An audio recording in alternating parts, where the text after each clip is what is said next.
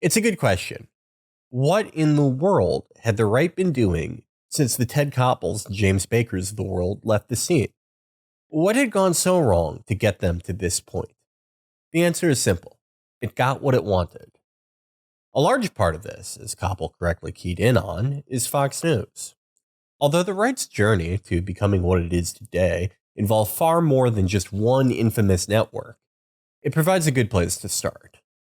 While Rupert Murdoch wouldn't launch his soon-to-be juggernaut TV network until late 1996, more than a decade and a half after the beginning of the Reagan Revolution, the right-wing elite had been dreaming of a staunchly conservative news network for decades leading up to that point. This had always been less of a strict political necessity than it had been something that they desired to massage their perpetually wounded egos, which means that it could have only originated from one place, the Nixon White House. Nixon just wasn't satisfied with a press that helped grant him overwhelmingly positive approval ratings until he sent a group of young men with white boozy fades and dreams of being born early enough to defect to the Wehrmacht to try and rig McGovern's turtleneck collection with Semtex. The administration would relentlessly seek ways to put outright pro-Nixon propaganda on TV, laying the foundation for everything modern right-wing media would eventually become. These ideas would start small at first. In June 1970, incensed by a CBS report critical of the administration's failings in the Vietnam War, the Nixon administration would look into covertly producing a pro-war documentary to get their message out. On this team of budding TV scientists was a strapping young hemophiliac and Haagen-Dazs enthusiast named Roger Ailes, who had found his place in Nixon world as the 1968 campaign's chief evangelist and executive producer for all television activities. Ailes himself had been one of the liberal establishment's public enemies for quite some time. His career has been covered extensively in just about every center-left publication on Earth, so here's a brief highlight reel of his life's best moments.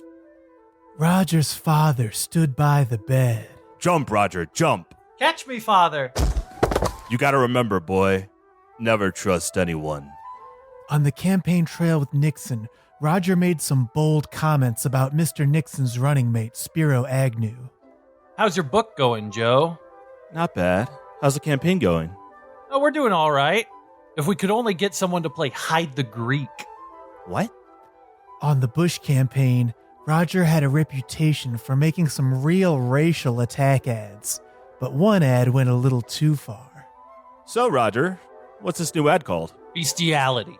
Just watch it. In 1970, Governor Michael Dukakis introduced legislation in Massachusetts to repeal the ban on sodomy and bestiality. What do you think? Roger, we can't air this.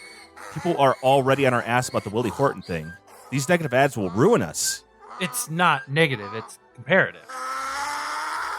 Later, when Roger moved to Fox News, he had some concerns about his safety. I want bomb-proof glass in my executive suite, you hear me? What? Why? Homosexual activists are going to be down there every day protesting. Who knows what they might do? Roger, there's no such thing as bomb-proof glass. One time, Roger got in an argument with his own vice president, Brian Lewis. You demand loyalty from your people, but you never show it. That's when Roger threw a water bottle at Lewis and it went and hit the wall. I missed you on purpose. Roger had some strange thoughts about immigration. This is what he told Richard Shea. Here's what I would do if I were in charge of the SEALs. I would send them to the border. I would make it a requirement that you have to personally kill an illegal immigrant coming into the country. They would have to bring home a dead body. But it was in 1989 when Roger and a group of security guards started scrapping with a group of AIDS activists.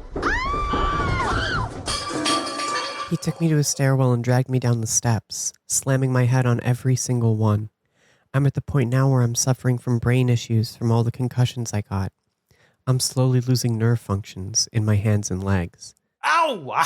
Sorry, I have to head out. I cut my hand. Now I might die.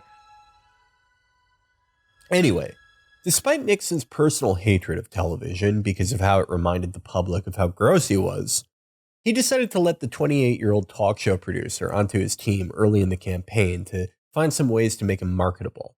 To do so, Ailes would be forced to bend all the rules, doing away with parochial concepts like debates and setting up stage town halls with pre-screened attendees, coach questions, mandatory applause, and panels with strict racial breakdowns. For Ailes, there wasn't even a pretension that these charades were actually in the public interest. As he once said to a fellow team member, "Fuck him. It's not a press conference. The audience is part of the show, and that's the whole point. It's a television show. Our television show." Villainous monologues aside, it's not exactly clear how much these endeavors actually benefited Nixon. While Ailes' blatantly cynical approach of treating presidential politics like an episode of Gunsmoke would have him pinned by liberals as a mastermind of sleaze before his 30th birthday, and caused even Nixon himself to remark that it was a shame that a man had to use gimmicks like this to get elected, there's reason to think that his strategy of hiding his candidate away hurt Nixon down the stretch. While he began the general election campaign with a very large lead, it would collapse by the end of October, ultimately reducing him to committing treason to narrowly win. But regardless, Nixon was the president. Ailes was in the White House, and although his early proposal of state-sponsored propaganda would be shot down, he would never stop dreaming. That same summer in 1970, various Nixon aides would put together a 14-page memo detailing a plan for putting the GOP on TV news. The memo's author is unnamed, but it contained handwritten notes from Ailes directed towards H.R. Haldeman. And it contained a quote that is somehow not from Adbusters. For 200 years, the newspaper front page dominated public thinking. In the last 20 years, that picture has changed. Today, television news is watched more often than people read newspapers, than people listen to radio, than people read or gather any other form of communication. People are lazy. With television, you sit, watch, and listen. The thinking is done for you. This would all come to a head 3 years later in 1973 with the founding of the creatively named Television News, Inc. While there had been a long history of right-wing publishing houses, right-wing radio shows, right-wing paperback books with titles like Hanukkah in the White House, Eisenhower and the Jewing of a Presidency, and even right-wing talk shows, TVN was somehow different.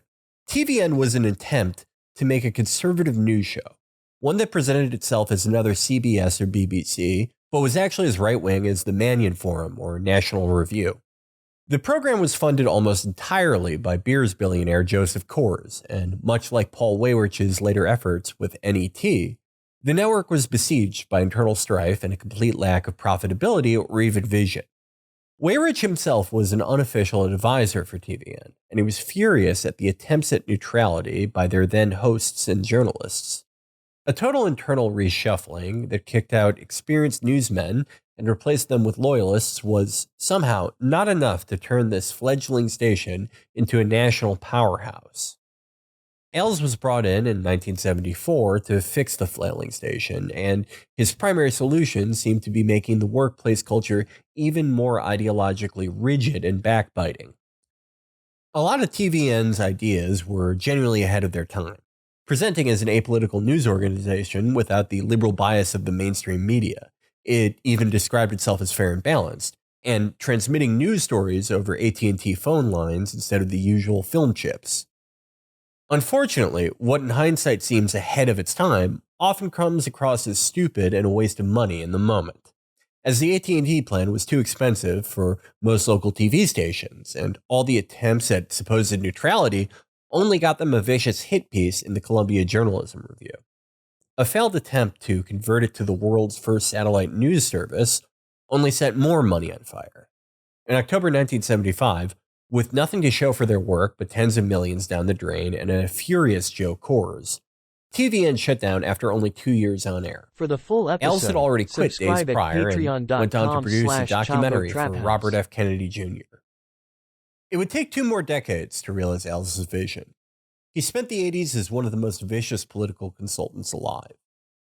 His track record during the Reagan years was undeniable. In 1984, he simultaneously did work for Ronald Reagan's 49-state winning re-election bid, while also winning Mitch McConnell his first Senate election by masterminding an 11th For the hour full victory episode, against Walter subscribe at Huddleston, one of the last two still sitting former patreon.com/ChapoTraphouse. Democratic members of the Church Committee. 4 years after that, in 1988, he played a huge part in winning the presidency for Poppy Bush, shepherding his campaign from a 17-point deficit to a landslide win through no-holds-barred, dubiously legal, race-baiting carpet bombing of his inept opponent. Eventually, For the full episode, subscribe at patreon.com/Chapo Trap House.